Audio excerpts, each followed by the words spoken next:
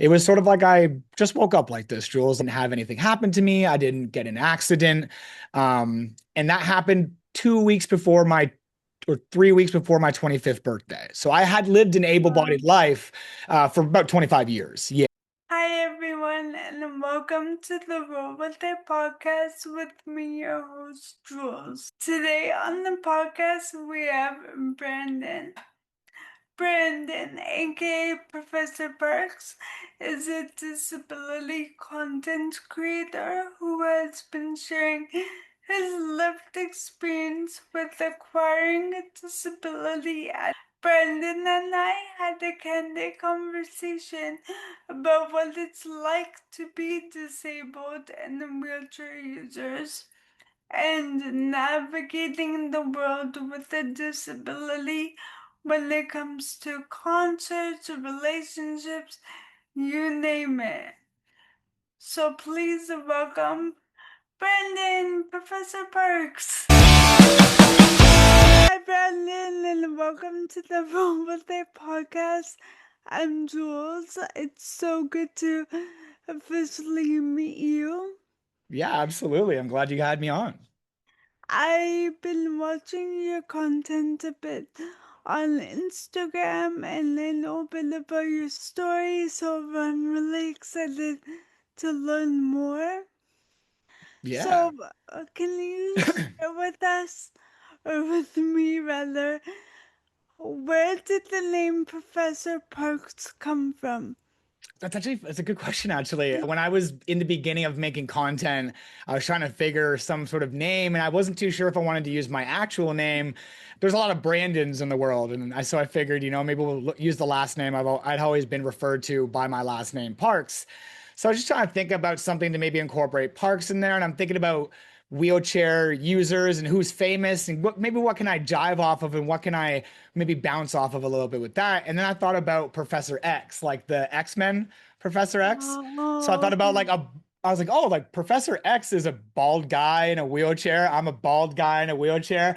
I'm a bit of a nerd, so it kind of like I love X-Men. I love those types of things. And I'm laying in bed one night. It was like 2 in the morning, and I'm like, man, Professor Parks sounds kind of good. Like that sounds, I think that might be all right. So I went to bed and I woke up in the morning, and it was the first thing I was thinking about. When I woke up in the morning, I'm like, yeah, Professor Parks is still on my mind. Like I like that a lot. Some people think that Parks is like a play on me and my disability and like Yeah. parking, but it's not. It actually, maybe it's a double entendre, but it's my last name, right? It just, Oh, yeah, like Brandon Parks is my actual name. Professor Parks is just the online, and it just kind of it worked out. It ended up being a little bit of a double entendre there, which I really liked.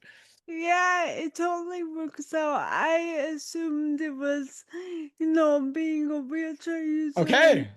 playing with the park, Yeah, okay. I the like that. Yeah, parking you're like lot. parking. Yeah, no, I okay, see, and that's what I mean. Like some people see that and they think like, oh, that's very clever, but low key, it's actually also my last name, which is kind of That's funny, right? awesome. Yeah. I go by Jules. My legal name is Julie. I prefer Jules. Jules is Jules nice. everywhere. Manifesting Jules everywhere. But Oh, that's I so like that. awesome. I like that. I like that. That's cute. And obviously, roll with it. I'm also a wheelchair user, a cane user. So that's something I love to talk about because a lot of people think I'm faking when I get out of my chair. So I want to dive into more of your story. And were you always a wheelchair user? So for me, I actually have a autoimmune disease and a chronic illness called Guillain-Barré syndrome. And the Guillain-Barré syndrome was the autoimmune disease that sort of kicked things into overdrive a little bit, and my body was attacking itself. And the residual effects from the autoimmune disease left an inflammation scar on my spinal cord, which is called transverse myelitis. So this is like, and the transverse myelitis is a chronic illness, and it's also a spinal cord injury, but it's not like I didn't have anything happen to me. I didn't get an accident. And that happened 2 weeks before my or 3 weeks before my 25th birthday. So I had lived an Wow. able-bodied life for about 25 years. Yeah. So that was something that big adjustment. Again, I didn't do anything essentially for this to happen. It was sort of, I got an autoimmune disease, developed into a chronic illness, which finished off the cherry on top with the inevitable spinal cord injury. So it was sort of like I just woke up like this, Jules. Like I really sometimes I don't really like to talk about it. I tell people I have multiple sclerosis because that is a very similar thing to what I have. Like they're basically like second cousins, the two diseases. And it's a lot easier. A lot of people know more about multiple sclerosis. Very similar kind of thing where people just kind of wake up and their life has changed. It's not going to get any worse. I'm not going to continue to regress. It's actually just kind of like a one-time attack, and whatever function you have left afterwards is sort of what you're left with. So that's what I talk about a lot. I think a lot of people can relate to things happening overnight sometimes. Like this is a quite a crazy situation when you didn't do anything specifically for you to have answers as to why your life changed. It just kind of happened. So I just try to talk about that a lot of times with my content.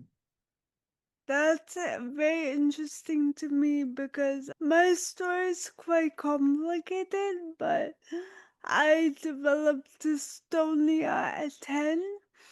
However, a lot of people don't know what dystonia is. Yeah, I've never heard of that. So it's a neurological movement disorder. But the way I explain it is that it's like Parkinson's. Okay, And okay. people know It's Parkinson's, the same with me with saying right? multiple Yeah, sclerosis, right? Like people just know that that's the mainstream mhm, disease, and this is what I yeah, have. And well, it's a lot easier when on the fly you're trying to explain to somebody. That's a great example. Yeah. yeah, that's exactly what I thought of it. When they say Parkinson's, people think of Michael J. Fox, and then I say, yes, it's similar. My disorder also does not progress. I'm curious, does anything trigger your immune system, such as anxiety, depression, mental health? What I've found a lot of, so I deal with a lot of chronic pain, a lot of nerve pain that I have to deal with. It's a daily situation. And I find that when I get nervous, like, yes, my nerve pain does get worse. When I have anxiety, there's also my body kind of tells me things through the pain. Like if I have an infection or if I'm sick, maybe if I even just need to go to the bathroom and I'm getting a bit of like autonomic dysreflexia, my pain gets really bad. And then I get anxiety. And like, I think also, aside from disability, and aside from when that happened to me when I was 25, my life was kind of chaotic growing up. So I kind of had a lot of anxiety and a lot of stuff happen. And then when this happened to me, I think it just there might be a PTSD situation in there. Like I do live in a kind of a constant state of anxiety and I am constantly trying to roll with it and push through it, right? So yeah, I do. Oh, you It does got make it. it worse. It does make it worse. And that's why we try to be distracted when it comes to life. Like I say, my pain is my most debilitating thing. And one of the only things that helps my pain really is just being distracted. None of the medications touch it. I'm not on any medications. I tried it. It didn't work for me. I was experiencing a lot of side effects, but no relief. So we got off of it. And really the only thing I take now is clonazepam for my anxiety, right? Like kind of just whenever I need it, right? Because again, it's something it does make it a lot worse. So to answer your question, absolutely, it does not help my situation whatsoever. Yeah, I'm laughing because we actually have quite a lot in common. I also have anxiety and panic attack disorder. Kind of surprised I'm not diagnosed with PTSD, but knock on wood there. But I carry lorazepam in every single purse just for the comfort, just in case I do have a panic Of attack. course, of course. Yeah, have you ever experienced a panic attack? Yeah, I thought I was having a heart attack. I thought I was having a heart attack. I'm not gonna lie. So I was, and this is something I've actually kind of dealt with. What I realize is I've been dealing with this for many years. I've had things happen in my life where I've almost passed out or I've had chest pains and I can't breathe. And it's not like the movies panic attack where you're like screaming and hyperventilating. Yes, that is a part of it and it can be a part of it. But a lot of it is just like I'm scared. Like I'm terrified and I think I'm gonna die. And then all I can think about is death, and it makes it worse. And I just feel lightheaded and my chest hurts. And then I really think I'm gonna die. And it's just like you're constantly like psyching yourself into this like hellhole. And I've experienced it in the most public of situations where I actually am kind of like, wow, I might pass out in front of a lot of people and I have to hold it inside. Like I try not to. Maybe this Um, is unfortunate, but and maybe this is something I should talk more about, but I find that I suffer in silence a lot. Situations like that where I'm having anxiety, or I'm having panic, or I'm in a lot of pain, I don't like to show people that. Like, I don't like to feel weak or feel different because I'm already very different. And even in my everyday life, like in my able-bodied life, sorry, I was the same way. I didn't like to show weakness. I think this is a part of that. yeah, you're also a man in society's telling men don't show weakness. I'm glad you said it. I'm glad you said it. I'm a woman, but I was raised somewhat the same way where, you're weak if you cry, stay strong. I actually have this word strong tattooed on my arm. Society's always telling men to stay strong. Being a disabled man, I can't imagine how that takes a toll on your physical health and your mental health. Cause Yeah, I feel it as a woman. absolutely. And also, we're the same age, we're millennials, Yeah, and we had an interesting upbringing with, mental health not being spoken about as much as now. Um, yeah. Absolutely. With my family too, like it was very kind of like kept to itself as well. It was very, like you said, millennial. It wasn't acknowledged too much. So yeah, it's no. a different time back then, right? Yeah, and that's why I'm so glad to see you and other disabled creators making content that has helped me with my anxiety and making more content. I know we both love MGK. So for me, music is a big therapy and Huge, solace. huge. So do you listen to other artists Absolutely, or absolutely. only MGK? No, absolutely not. I like to say I'm very polyamorous.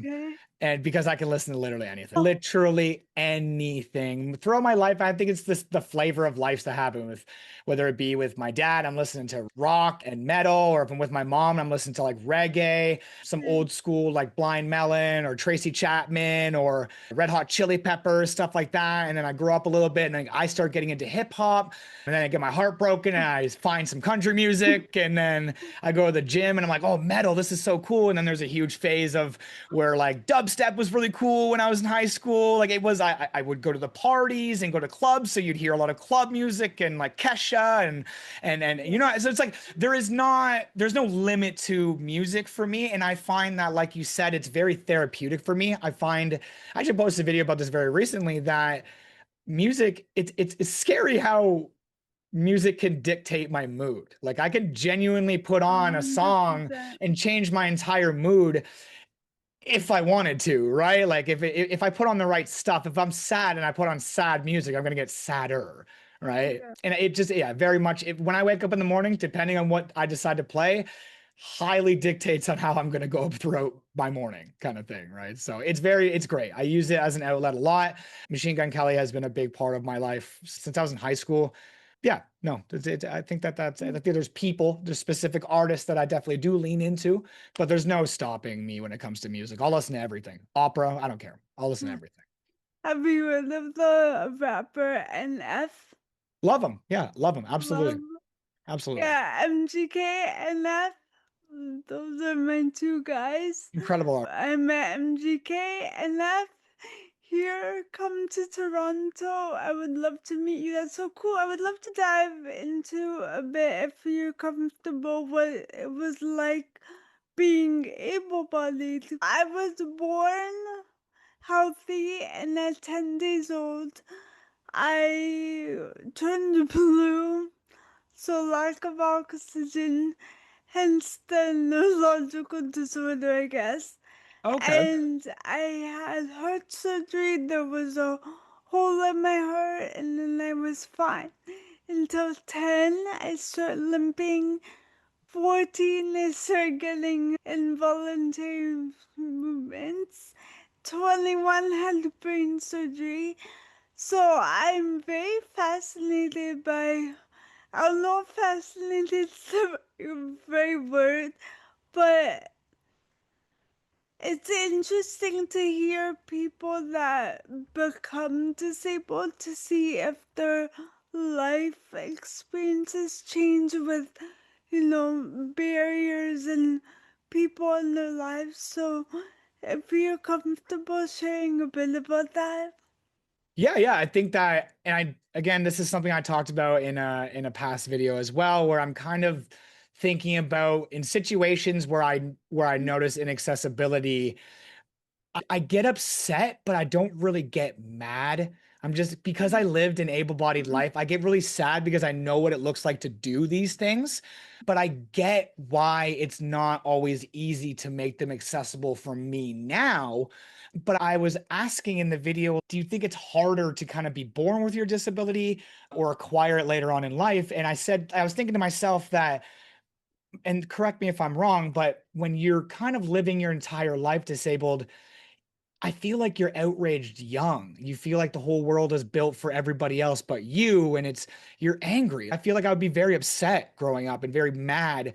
And then maybe you get used to it when you're older and sort of be able to, because you don't know what that looks like anyways, maybe it's just kind of like an ignorance is bliss situation. Like you don't have to know what that looks like. I don't really know. But for me, it has been a really tough time. And every time that a couple weeks go by, or a couple days go by, and I'm starting to feel confident again with my chair because nothing really gets in my way, something happens. Something happens, whether it be like I can't get in the bathroom and I'm like, woof, like this is the reality, man. Like this hurts. Or if I see something like it's inaccessible in like the smallest way where I'm like, this is so easily fixable and it makes me very upset. There are times like I try not to dwell about inaccessibility or the inability to do things like I used to, but I think sometimes it's inevitable. I think sometimes you are just maybe in a bad mood or you didn't expect something and then you're having a really good day and then it just kind of hits you in the face and you're like, wow, okay, this really hurts. Like this is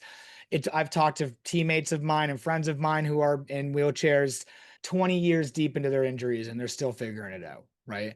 I don't think that we ever and this isn't right to say. I think that there's a lot of people in this world that never really get to truly accept a disability. It's tough. You can live with it and you can accept the fact that you are disabled, but there are moments where you're just like, man, this sucks. Like there's it would be really hard to find a situation that you weren't able to do and not get upset about it. Even just to the littlest bit. You're just like, man, my whole family's here, my friends are here, and I can't do this. Or there's just things. There's a whole many plethora of situations that we could talk about. But I think it is tough to accept disability sometimes. Yeah.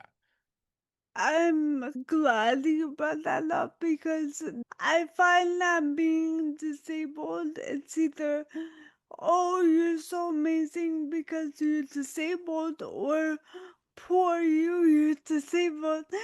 And I really want to educate people to understand there's good days and bad days just like everyone Yep. else. Yeah. And I think that society has us on either the really good parts of disability or your life is over.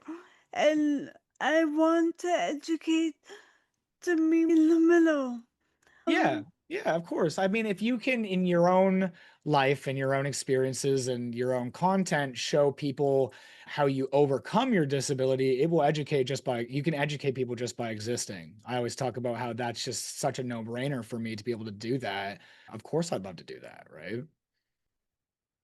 As a social work student, I got my minor in disability studies, when I got my bachelor's, and there's a conversation around overcoming your disability. It's more, in my opinion, about seeing the barriers that contribute to the lack of access. For example, I am quite educated, and yet I face barriers finding work because of society's views.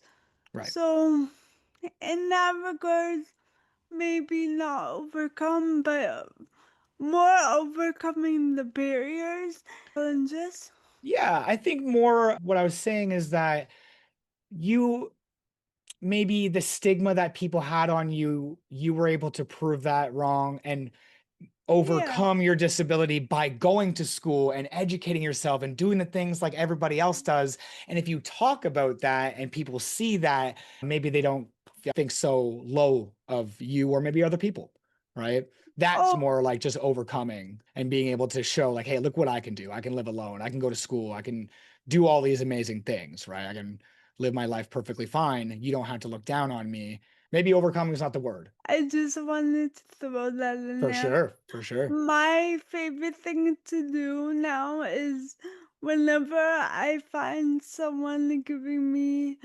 pity or I want to spread awareness, I just give them my business card and I Okay. say, "Thank you for your help." And it says, Masters of Social Work students, my website, contact information. So there are ways we can educate without belittling people's intelligence, For sure. right? Like through humor. Do you find, I'm curious, since you were able bodied, did you find a shift in the way friends or dates treated you? I think that phase in life was really, really tough. I was somebody that kind of was friends with a lot of people. And then when this happened to me, I thought all those people were going to be there for me.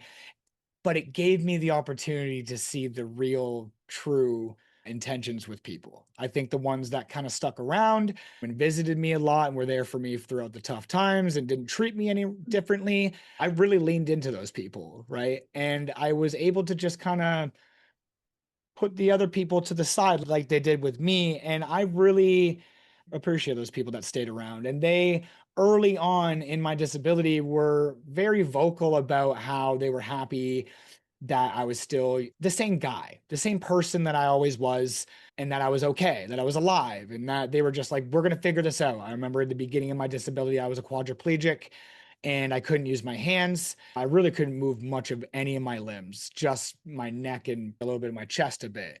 So I was talking about how I'll never be able to game again. And my friends were sending me videos of other quadriplegics that use mouth controls like the quad stick, and they're out here sniping people's heads off in video games and they're beating people with their mouth, right? And they're like, buddy, don't worry about it. We're going to get you back online. We're going to get you whooping ass. It's going to be a great time. Nothing will stop you, man. We promise. I got very lucky. My hands returned to a decent extent.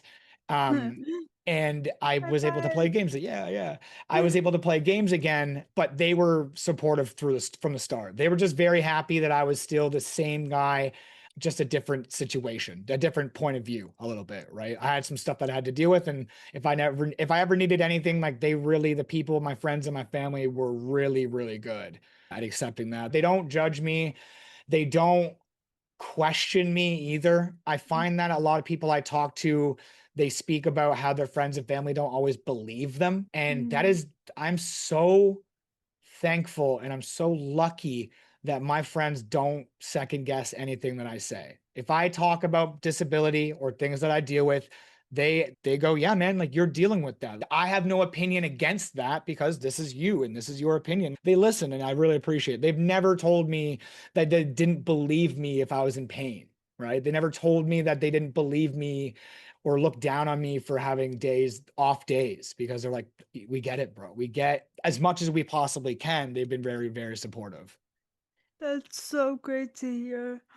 It's important to have a really good support network by your side, whether that's through doctors, counselors, your family, your friends, your girlfriend. That's awesome.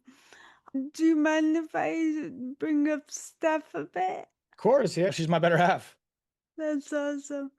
I don't know too much about Steph. I found your page and then I found her page, so I've been watching a bit of your content. For example, my mom tells me to disabled men, and I've had a tough conversation with her and myself saying, I don't know if that would be harder being disabled myself, and I think that's a conversation that's valid, but at the same time, I also get judged on dating apps and in person for being disabled myself. So, have you dated able-bodied women being disabled yourself, and what's it like in your current relationship? Yeah, I have dated able-bodied women. I think the difference between dating, if me being disabled, dating an able-bodied woman and dating someone that has a disability themselves truly Mm, just boils down to understanding.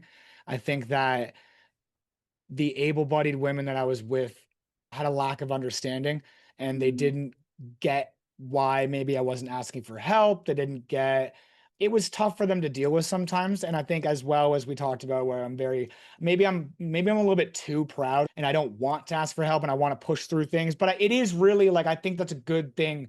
That's just what how I operate. Like I really want to try it. Let me fall, and then next time that we try to do that, I know like, hey, I'm gonna need help with this. But I tried it, and I think a lot of people, some of the women that I dated in the past, never really accepted me, allowed me to do that. And I think they maybe started thinking that maybe they were going to have to be caretakers when that was not the case. mm, Very open and honest with a lot of people and trying to figure stuff out. And I also think that when I dated the able-bodied women, I was not always in the right headspace. I was still very early in my injury, so I didn't really know what was going on, right? So I'm learning things about myself as I'm trying to communicate that with them, and there's a lot of confusion and a lot of problems from that. But with Steph and someone dating someone with a disability, there is a lot of understanding. I don't have to go into too much detail all the time about what's going on with me. She very much understands it because she deals with it herself. When I talk about pain, when I talk about fatigue, when I'm talking about a lack of sleep, or just even dealing with barriers that I have to deal with in everyday life with inaccessibility, she gets that firsthand. Like she fully experiences that. So those conversations aren't so long and detailed. They were they were just natural. We talk about it just as if we're having a natural conversation. I'm not having to explain things to her. And I think and I hope that on the reverse side of things, like she feels comfortable too, right? Like knowing that I deal with things and that I accept the fact that she's not always going to be 100%, just like she accepts the fact that I'm not always going to be 100%. I accept the fact that she's not going to be able to do certain things, just like I'm not going to be able to do certain things, right? Not to mm, say that, now I will say it's not, I don't think that we should be secluded to only disabled people dating other disabled people. Like I said, I had been with able-bodied people. This has nothing to do with that. Your disability is like the least interesting thing about you. It just unfortunately is like the first thing that people often see. And if you can prove that's not everything about you, then maybe the able-bodied partner will respect that. I see a lot of people, a lot of friends of mine that have able-bodied partners, very successful marriages, kids, all the fun jazz. mm, But I know that took time. I know that took time for understanding. And I think that there was a lot that benefited me and Steph in a way that in the beginning it wasn't this awkward, hey, what can you cannot do kind of thing, yeah. and what is the disability.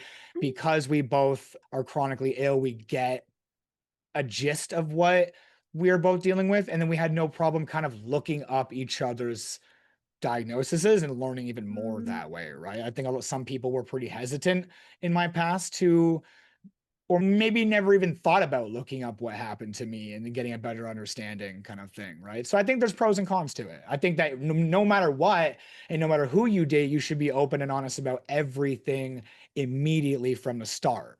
That way, this doesn't come up later on in life where you're like, oh, I didn't realize you couldn't do that. And Mm. it becomes a problem, right? I agree. I have struggled a lot in the past with my dating app profile where I would say I'm disabled and show my cane and my wheelchair, and then other times I would not disclose it just to see if there's a difference. Right. And I found that when I show I'm disabled, the men just want to know, like you said, what happened. And to me, I did not have an accident.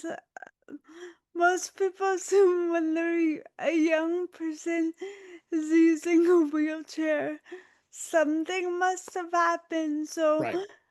the way I deal with it is sarcasm, so I get really good content I out love of it. my Bumble matches. I love it. Yeah, it's interesting what men will say.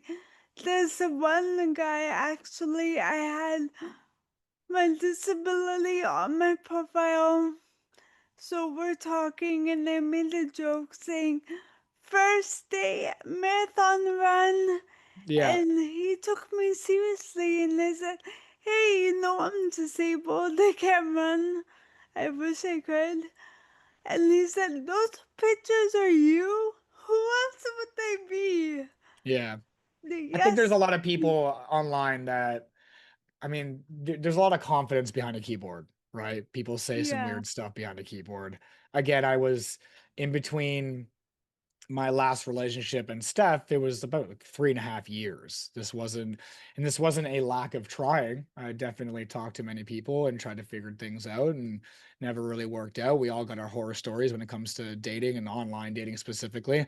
I know Steph, even when we first started talking, she was showing me some of the comments that she would get. And she's made some pretty good content with that as well, with some of the things that people have said to her, whether it be rude or ignorant or just like out of pocket in general. It is a part of what we deal with as disabled people. I, myself Yeah. included, definitely had some weird questions and some weird, He said, very invasive. Oh, I'd say, like, yeah, yeah, weird questions. And I'm an open book, but I think that there's a time and a place. And I also think that people, like I had said before, have a lot of balls over text message and over the keyboards. So they'll say yeah, whatever comes up to their mind, and that's not always appropriate. Or they have ill intentions, right? Maybe they have like a fetish towards disability and they want to like kind of use you for that. And I think that's like a whole nother ball game, right? yep. Matched with one of those blocked right Right. when I realized what's it called? It'll come to Devotee. mind. Yes, Yeah. devotees.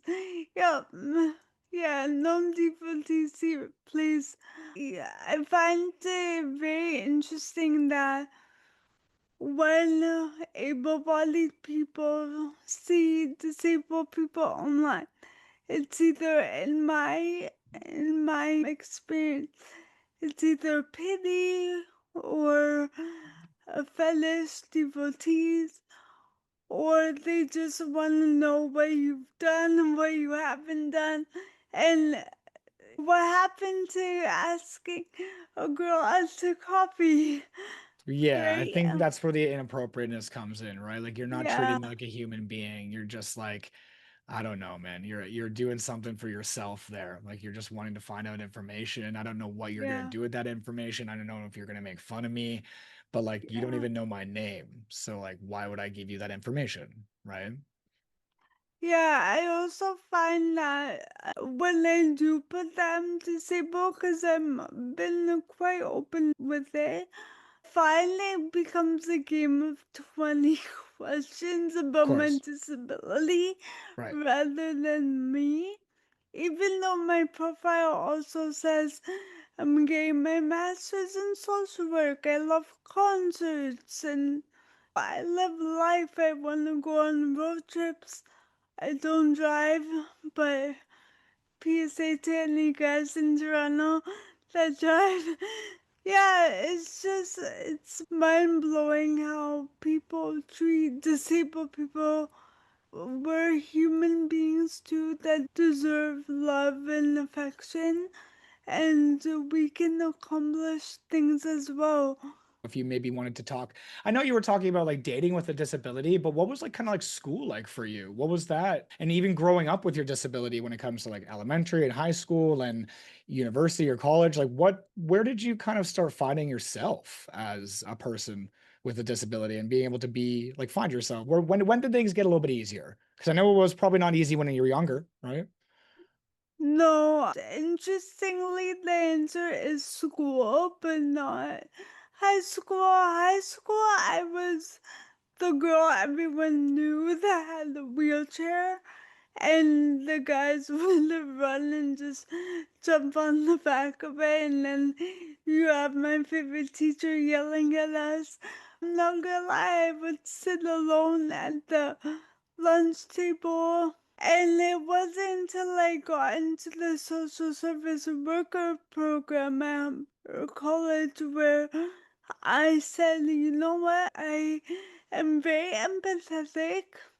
I have had a lot of trauma in my life aside from being disabled, and I really do care about human beings and educating. So I finished my social service worker diploma.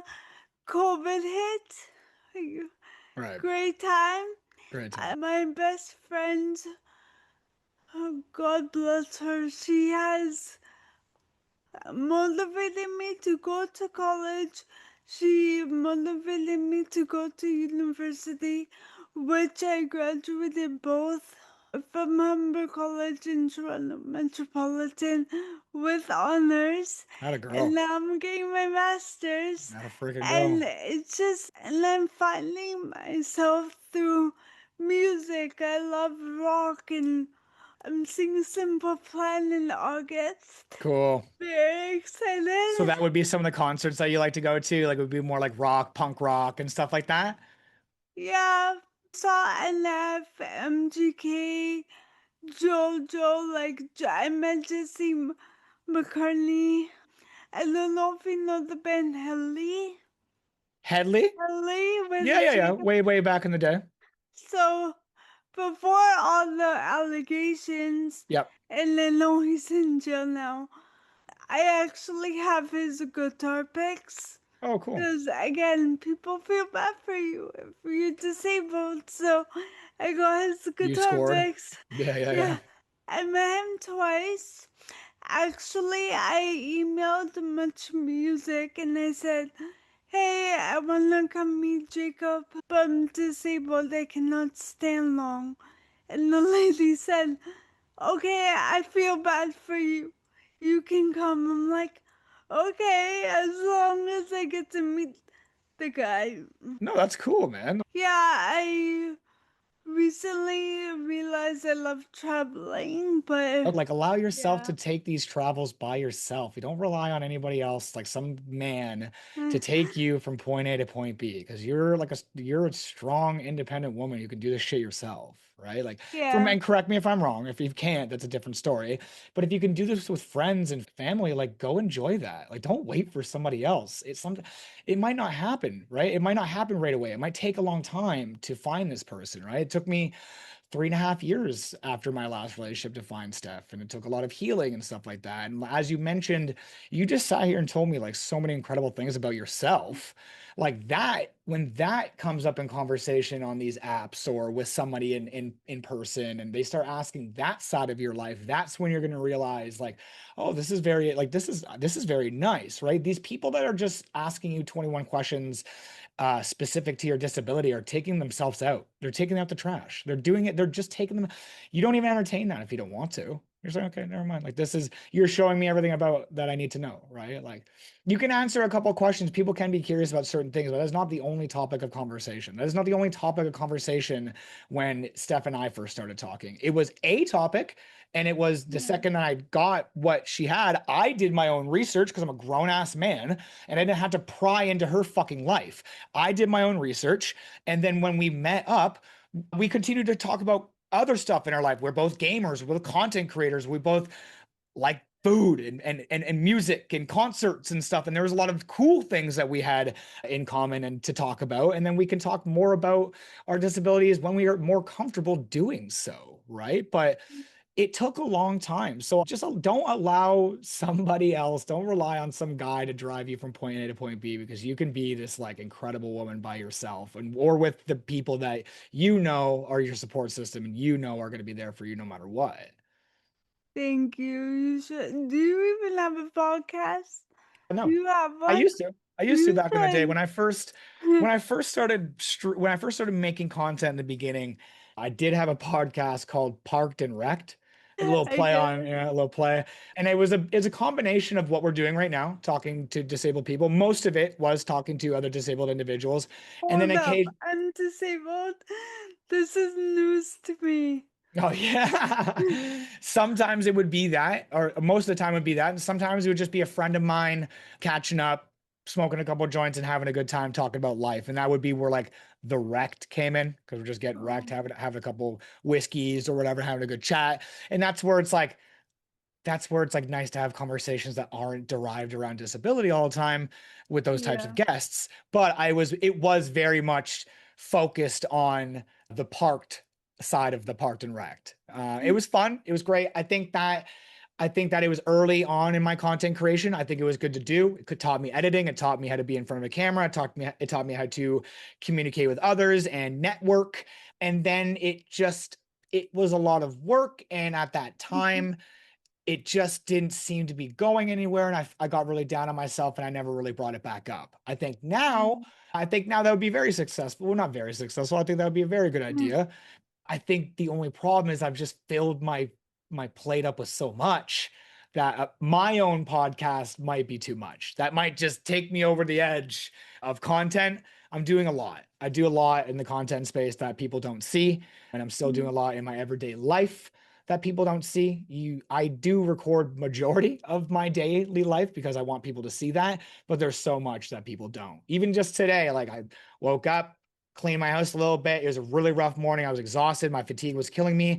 I forced myself to go to the gym. I had some good conversations with some older ladies in the dollar store about disability and some of the things that they had dealt with. Then after I went and got groceries, and then after that I showered and kind of like cleaned myself up a little bit, put those groceries away, cleaned my house up a little bit more, then got this going, right? But Nice. I recorded none of that and nobody knows about any of that, right? So there's a lot of other things going in my life that I think that maybe a podcast might take that over the edge. So I really really love when someone like yourself is has their own podcast, so then I can come on and you guys can do all the hard work. You guys can do all the hard work and I can just come have a great conversation with some people. That's yeah. Maybe one day I will bring it back and you will be one of the first guests I have. I better be, You will. You but will. I'll be famous by That's then. right. That's right. You won't Yeah. need me. You won't need me. You won't need me. Is there anything else that you do for fun? I know we spoke about concerts, and for example, I am very sarcastic. I always have been. And I actually did two stand-up shows this month, and that Really? was so fun. Yeah, That's awesome. it's so fun. And people laughed and know at Good. me at the Good. jokes. Yeah. Well, because I find when I'm out in public, there's so much funny content just from everyday interactions. Yes.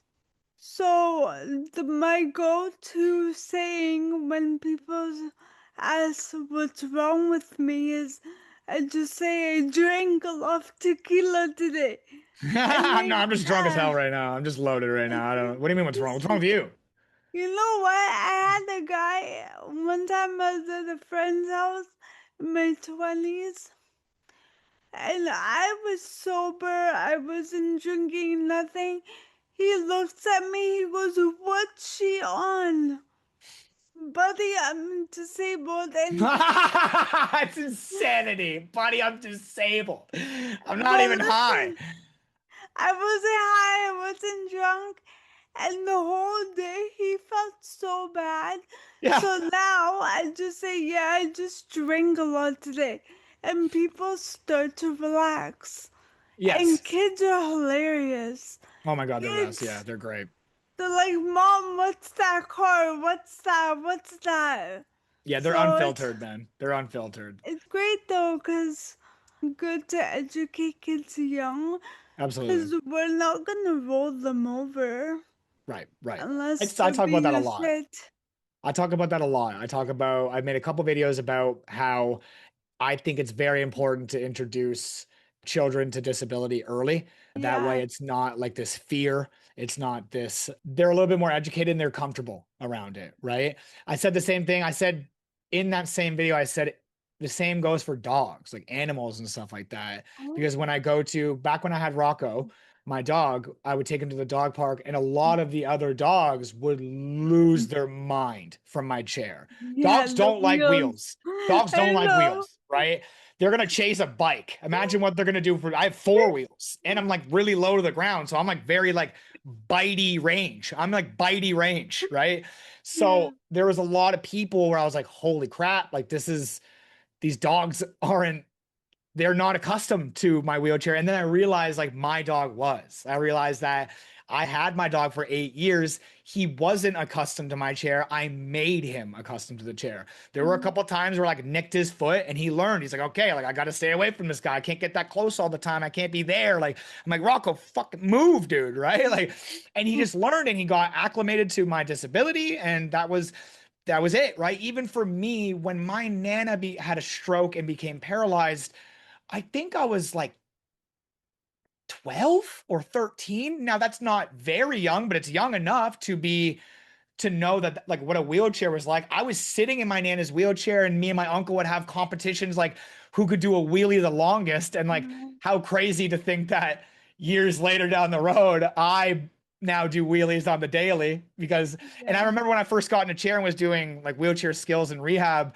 I was like, "Oh, I can do this wheelie thing no problem." Like it was to me it was second nature because I had already been introduced to disability through Oh my my Nana, god. right? So I think like you said, like to be able to educate just by existing, especially with kids, is very important because they're not always going to be wide-eyed and be like, what is going on? Like, what is happening? Like pointing and doing whatever. Like, I love being able to explain what happened to me and then showing like the things that I could do and how cool that is, right? Like, I love showing kids like my hand controls and stuff. Back when I used to have a sports car, an Infiniti G37. And when I would get out of my car and like put my chair together, kids would fly over to me, like like drop everything they were doing and fly over to me and have 1,000 questions. And I'm like, yes, like I'm the best person to ask these questions. What do you got? What do you got for me? They're like, how? So then I show them the hand controls. I show them everything. I tell them about how I wasn't always this way, and this is how I've adapted to my new normal. And like they leave that conversation with a full different perspective on life. At least disability, Yeah, right? They have a I full agree. different perspective on disability. Again, like I'm young enough, like I'm old, Hey, right? we're the same age. Right. I'm young. So I'm young. I'm tattooed, and it seems like these kids can relate to that a little bit more. When I Yeah. was first paralyzed and I was in a rehab, I had a lot of like old elderly people sitting us down Mm. and kind of teaching us what life was going to be like when we left the hospital. And it was hard for me as a 25-year-old person that had everything taken away from me to hear from like a 70-year-old person. They're like, everything's going to be okay, Sonny. You're going to be good. You're going to go out there and conquer the world. And then like they just waddle out of there. And I'm like, you know fucking nothing about what I'm dealing with right now. But I remember, and I tell this story so often, there was this guy that came in to show the smart drive. Do you know what the smart drive is by any chance? Yes, you Yeah. attach So it to the manual. yes. So Yeah. the smart drive you can attach to a manual chair, turns it into like an automatic chair, just propels you forward. It's very cool. I ended up getting Yeah, one clearly, as you could see. But he that's came into awesome. rehab and was showing the smart drive, and he was I was outside when he showed up and he pulled up in this big lifted truck, pulls up in the handicap spot. I'm like, who the hell is this guy? The side of his truck opens up like butterfly doors. The crane comes out, brings his chair out. He gets in it, like closes. I'm flabbergasted. I'm like, my mouth is on the floor watching this guy come out. Then I see that he's probably like mid 40s. He's tattooed. I can see a wedding ring on his hand. I'm analyzing this guy. I'm like, there's no way. This is the first time I'm seeing like an actual younger person in public like that isn't That's yeah, like disabled. that's disabled. Yeah. And I was like, but Yeah. they're operating at a capacity that I have not seen. Like they're again, because I've been in rehab at this point for like 4 months, and all I've seen is everybody's Oh. pushing like this. We're all really early in our injuries, and we are not very, and even myself, I'm following, being like, what are you doing? How'd you do that? So when he showed up to show the smart drive, I didn't give a shit. The second he was done about his conversation with the smart drive, I wanted to know everything about his personal life. I was like, I know you're probably a Oh. busy guy. I'm super happy you showed me the smart drive. I'm probably going to get one because it's very cool. But like, do you work? How do you, I see you have a wedding ring on. Like, how did you get a girlfriend? Like, how did you get a wife? You pulled up in a lifted truck. How did you do that? I had 1,000 questions for this guy because just to me, he made me comfortable just by who he was as a person. Me seeing, because I'm Yeah. tattooed, I'm younger, I'm don't know what's going to happen. And I just watched him do things that I could not imagine doing. I thought all of that was taken away from me. Everything I asked him, I thought was never going to happen to me again. And I felt very comfortable being able to talk to him about that. He was busy and he had to go. So he like very sporadically like said a couple things very quickly. And then I don't think he realized like how much he's done for me. Like that guy, I might never see him again in my life, but I refer to him so much when it comes to even me doing peer support because I know that even my look and the fact that I'm like a little obnoxious and a little out there, I think that people can relate to. I think that people can like that, right? I'm not just like an elderly person or even like an able-bodied person telling you everything's gonna be okay. Like I live this personal experience. I have this personal experience, and I try to be as relatable as possible. I think that's awesome because I also get a lot of questions and looks. I made a joke at the comedy show about how you will not see me in a pretty pink dress. I'm very rocker, very emo. But I think that's so important to show that you can be disabled and still have a cool look. Be cool. I think I'm cool. I'm a little I think weird. you're cool. Thank you, likewise. Also, I wanted to mention because we were talking about the kid and the dog. So, my mom has two other kids, my two half siblings, and they're 14 and 16 now. And it's so funny because I'm close to the 16-year-old and we're siblings, even though we're 18 years apart and I'm disabled, we're siblings. This kid roasts me on a daily, and her friends are like, you can't say that to your sister. She's disabled. And my sister's like, nah, you can't say that to her. I can say whatever the fuck I want. That's right. That's right. Well, that's the fun. I think that is a part of like your sister grew up with the fact that you had a disability.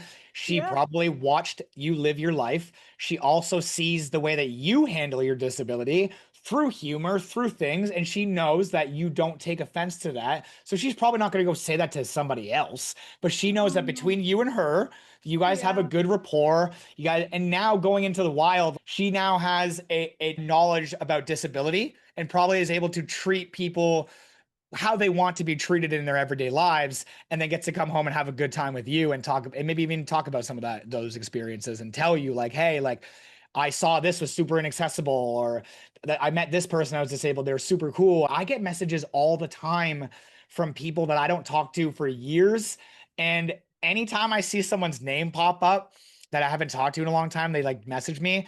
I go, what about disability is this? Like what disability related is this going to be?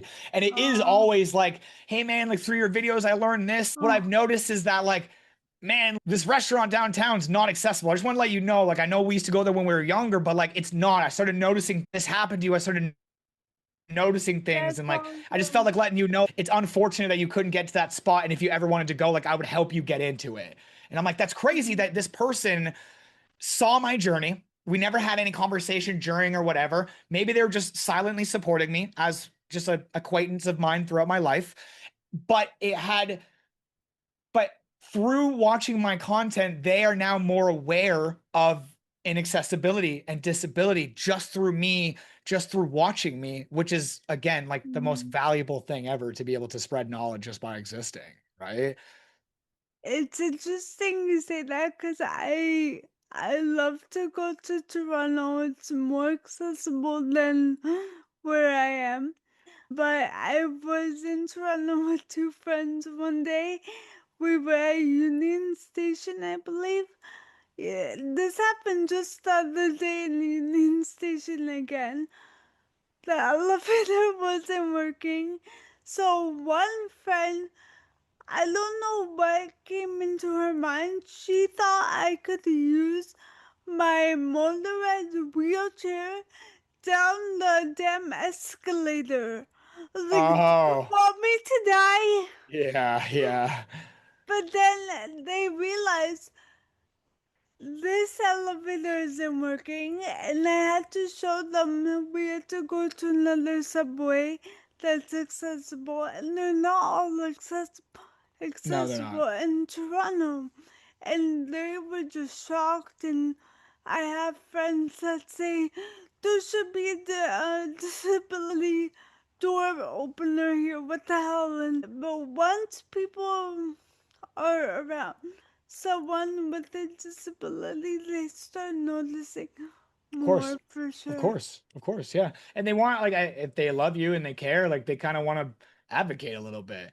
They want to be your they kind of want to help you a little bit. And I think that's a part of my support system and what they do. Like my friends, they know that I'm going to try as hard as I can to do something. And Mm. if I ever ask for help, they know that this is like, he needs this, right? And they're willing to try to get me to places and help me get to understand why I can't do something. And then in turn be like, yo, this should be more accessible. And I've seen them have conversations with like managers. I don't always have that conversation. I avoid awkward conversations as much as possible. I'm not a let me speak to your manager type of guy. But when I see people do it for me, like it is kind of nice. Like it is kind of nice to have an advocate because I don't like to speak up all the time, and maybe that allows me to get walked all over, which is a problem. But I think I appreciate when other people do it. I appreciate when other people acknowledge that because it helps, right? Yeah, I think it's also shows the manager that the issue is an issue to able-bodied people as well. And accessibility benefits us all. If you go into a doorway and you have a stroller or carrying heavy things, a door opener would be ideal, right? Yeah, Yeah, absolutely. Something very simple. Something very simple. And you would hope that a yeah, lot of the newer buildings follow the code that they have to follow, right? with hope. You would hope. It does. I've seen it happen. I've seen it not happen, but Yeah. you would hope. You hope the best. My thesis starting in September is gonna be on ableism in the workplace Mhm. because I love to work. I'm a workaholic. Shout out to my parents for giving me that. But yeah, not getting jobs because you're disabled, or not getting just a job because the place isn't accessible, or being told you're a liability. Right. This is why I am so passionate about getting my master's in social work, because to me, I want to share my story to educate, to make change, right? And Of I'm course. sure that's what you're doing as well. Of So course. that's Yeah. I think awesome. that's, I think just by sharing our stories that happens, right? I think just Yeah, being able to, and then again, send the right emails to the right people, talk to the right people. It is all about who you know. And I think a lot of I think there's a lot of goals behind why I make content. That is definitely one of them. One of them is also like to normalize disabilities for able-bodied people and maybe the world itself, other disabled people to feel comfortable in their own skins.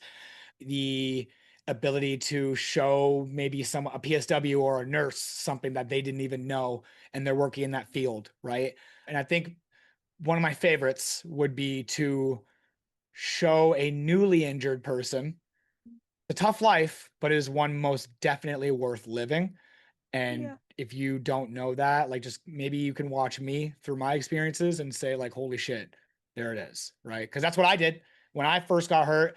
I don't have parents, I don't have any siblings. So I spent 7 months in the hospital by myself. I had a lot of time to think, had a lot of time staring at the same four walls, and a lot of time to look at my phone and research things and find the very small group of disabled content creators that was out there and learn Mhm. from them, whether it be driving, realizing that I could drive not only a car, but a sports car. I literally got I'll never forget it. I saw this video of a guy with an Infiniti G37. I'd never even heard of this car.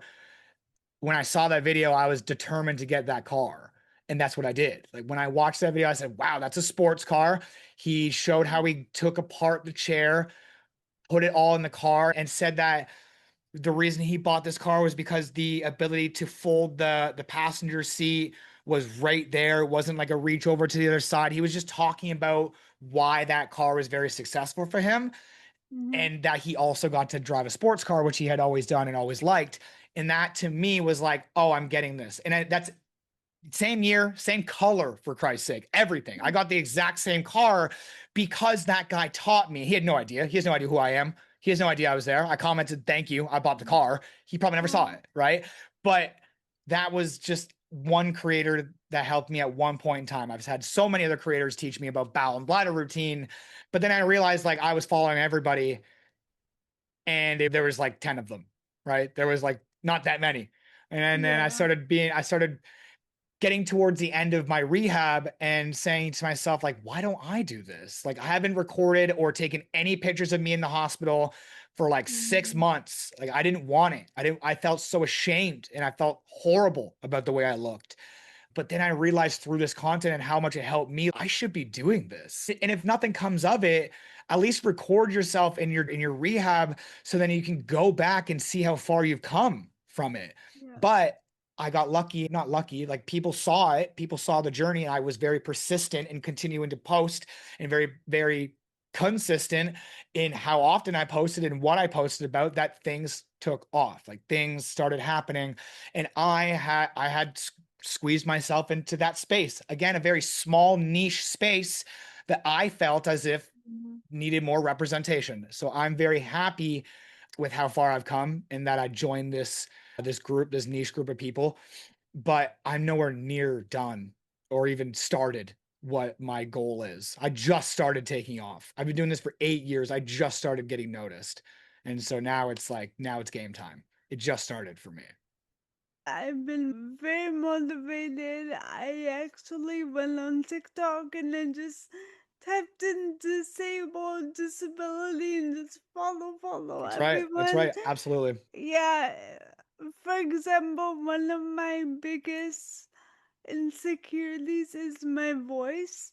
Yep. And now I have a You have a lovely fucking voice, by the way. podcast. Mhm. Thank you. So you Um leaned into your biggest insecurity. I cannot tell you in words how much I respect that. I thank can't you. describe to you how admirable that is of you to do. Like you leaned into your biggest fear, right? Yeah, you don't want to see editing.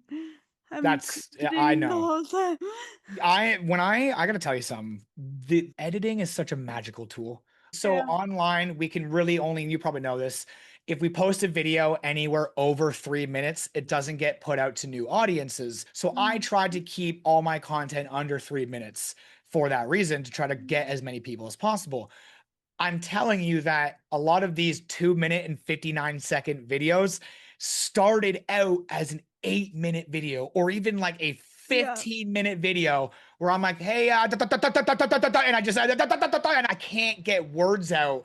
And I'm like stuttering like crazy. And even in like, it would be so funny for me to post bloopers where I'm like, dude, what are you doing? I'm actually talking to myself. And I'm like, Do it. like, come on, man. Right. Like, I Do have done it a it. couple of times. I've done a couple where I'm just like, this is what content creation actually looks like, by the way. And I'm like, and I can't get sentences out.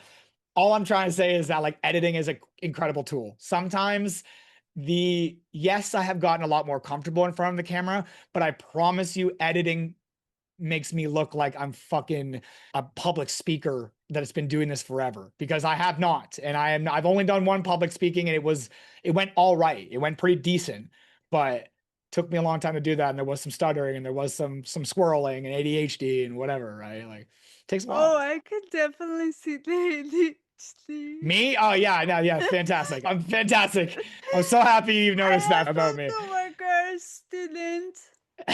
I'm very observant. Yeah, yeah. I've got a What lot of was fun little things that's going on in here. I got some Tourette's, I got ADHD and oh, CD. cocktail man? Yeah, I mean neurodivergency at its finest, right? I just found out about the word neurodivergency and I've talked about this all the time where No way. I don't like to like I don't like to be like, oh, I have OCD, ADHD, ADD, Tourette's, PD. I don't like to say because it sounds ridiculous when I say that. But when I found, and I know it's not, and this is my own problem, thinking it's ridiculous. But when I found the word neurodivergency through another podcast where somebody was analyzing me, being like, buddy, you have all of these Oh. things. And she was like, you're neurodivergent. And I was like, the fuck is that? Explained it to me and then I felt comfortable to have a word to describe all of this because this is a lot. It's a lot, Yeah. right? Yeah, definitely very neurodivergent in my life. Yeah, well, there's many of us out here. Yeah, But it's becoming more known with TikTok, and yeah. my mom just stopped diagnosing everyone. That's so funny. I mean, and I will say, like, on the topic of both things that we're talking about right now, I've been paralyzed for 9 years, making content for 8. In that time frame, there has been so many people, yourself included, that have decided to take that same leap that I did. There have been so many people that decided to just be like the dopest individual on the planet, put themselves out there, pull their phone out, pull their camera out, learn about content creation, and be a part of this niche. Like this niche, this disabled content creator niche has grown A quadruple lot. quadruple Yeah. so much since I first started. When I first started 8 years ago, I promise you there was only like maximum 15 of us that really like put in the work, right? Now, like you said, I do it too.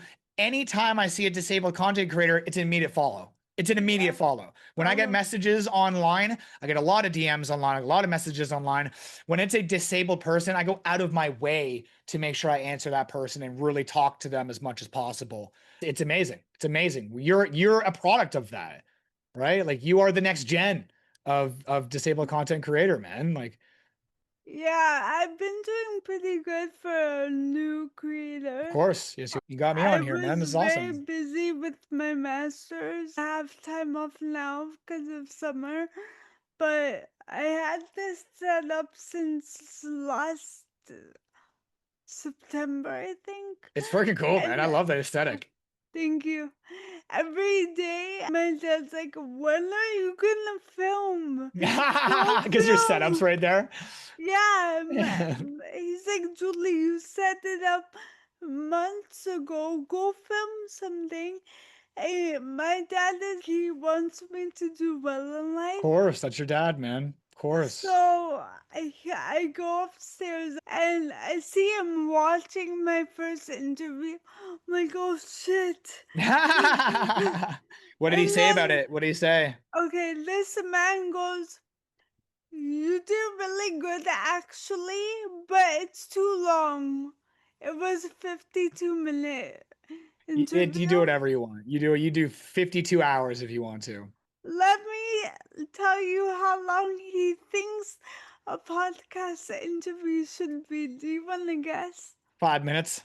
10 or 5 minutes. I'm like, Dad, what the hell am I gonna ask the guest in 10 minutes. Right. I Yeah. said, go Yeah. watch my TikToks. Right. If you want short form content, it is there. Yeah. Your dad's attention span, it's lower. A lot of people have low attention spans, man. So TikTok's so successful. Yeah, but he's older. I thought he Yeah. wouldn't enjoy Yeah. it. You'd think. But he said I did good, and my best friend also, she's 15 years older than me. She's the one that pushed me to go to school, and so her and my dad, I was so scared for them to watch. And Yeah. my friend goes, "You did so good." I'm like, "Okay, I'm doing something right." That's right, man. I say this Yeah, all the time, man. When you get messages, when you get feedback from people and it's positive, it usually will outweigh the negative and you can yeah. feel like you're doing something right. That's a lot of what the ending of a message for me from me to somebody is that when they say they appreciate my content, I usually talk to them a little bit and then it ends with me saying like thank you for letting me know that I'm doing something right. I appreciate that a lot. Yeah, I really want to show people you can be young and disabled. You can have tattoos and be disabled. I have 9 earrings. I have 3 here, 5 here on this. Cool. Yeah, I just want to change the perception of what people think disability is. Do I talk slow? Yeah, I have a fucking neurological disorder. Yeah. What Yeah. do you want from me? Yeah. Do I use a cane? Fuck yeah. Yeah, And people love the shock value. That's the biggest part about it yes, because it's not something that they can really say. And it's surprising when we say it. So the shock value exactly. behind it is really that's really what's intriguing, right? Like these people say whatever you want, man. This is your life, right? Yeah. And also doing 2 comedy shows now. Oh, I'm wow. starting to follow comedy on Instagram, and there's way more comedy bars where you can go sign up, Yep. do a bit, record it, post it. If people don't laugh, you work on the joke, you laugh, you know you got something there. Yep. So it's been an interesting journey. PSA to all the 20-year-olds that your 30s are awesome. They are pretty kick-ass. Yeah, no, Yeah, 20, 30 is the new 20, let's be honest. yeah. I refuse. I got Peter Pan syndrome. I refuse to get old. I will be forever be me. You know what? On TikTok, I watch a lot of millennial content. They say we're not aging. Right. Yeah, yeah. We are Peter Pan syndrome. It doesn't make sense to me why one day, because time went by, I have to stop playing video games. Wh- Why? Why just because one day I'm a little bit older than I was before, is that not okay to do? I've been doing this Yeah. since I could hold a controller. It has been my outlet for so long. It doesn't make why? Why? Like, what is this like growing up? There are people in this world that if they grew up, we would never have like The Nightmare Before Christmas, right? Like if Mm, Tim Burton grew up, we would never have a masterpiece like that. You know what I mean? If Jim Carrey grew up, we probably would never have The Grinch, right? yeah. We wouldn't have these amazing people being themselves and being these like I don't know, they're cringe is so like cringe is the way to be. Like normal is boring. Like this is not, you just need to be yourself because everybody looks the same, acts the same, and says the same shit. Be different. Normal is so boring, man. And like we are different Speaking just by existing. Like we're different just by being ourselves. So let's lean into that. speaking of cringe, I need that t-shirt. Disabled and sexy? What's cringe about this? What's cringe about this? This is fantastic. This was a gift from Steph. Steph got this is actually her shirt. Oh, This really? was Steph's shirt, and she brought it over one day. She was like, "I think you would like this. Like, I think that you would like to wear this." And I was like, "I Oh. would like to wear this. Actually, I would." And she got me a hat too. Where is this hat? Somewhere. I need to interview It says Steph disabled next. and cute. It says, or disabled and cute or something like that is what the hat says. It's somewhere around here. I'm gonna buy all the merch. Yeah, yeah. I don't know where Better she got it yet, from, but better yet, they make should your own. sponsor me. Yeah, Or just make roll your with own. it. Yeah. Yeah, that's Roll so with it is a funny. great t-shirt. That's a great t-shirt. Well, so everyone thinks that I came up with roll with it because of the wheelchair, but it was also because of the saying deal with it, just roll with it. Yeah, yeah, of course. Yeah, yeah. I feel like only disabled people got that I think reference. it's like roll with the punches. There's an expression Yeah, like like, rolling with the punches. Just seeing like yeah. just keeping up with the Joneses, rolling with the punches and seeing like what you can do with what you presented, right? That's what that is. Rolling with it. Rolling with the punches. Thank you, Professor Fun, to the viewers at home. Like, comment, subscribe, and keep rolling.